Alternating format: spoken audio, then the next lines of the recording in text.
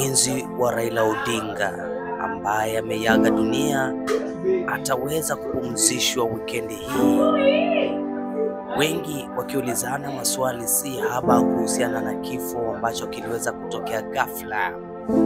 Viongozi mbalimbali wakiwa tayari wameweza kuzuru nyumbani atakapozikwa mlinzi huyo, akiwemo gavana wa kaunti ya Siaya James Orengo ambaye ameweza kupeleka rambirambi zake nyumbani kwake mlinzi huyo wa kinara cha ODM Raila Odinga.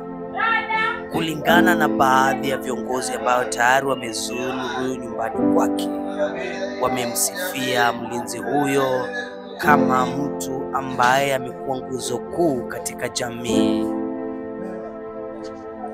Kwa kweli wengi watamkumbuka mlinzi huyo kwa kuwa hakupenda vyombo vya habari alipohitajika kuwa kwenye vyombo vya habari. Aliweza kujitenga na kutimiza kazi zake za kumlinda kinara wa chama cha ODM Raila Odinga. Mlinzi huyo ambaye kwa mara nyingi alionekana akiwa amekimya kwenye umati na kufanya kazi zake kwa umakini zaidi na kuweza kuhakikisha kwamba ulinzi wa Raila Odinga ulikuwa stadi.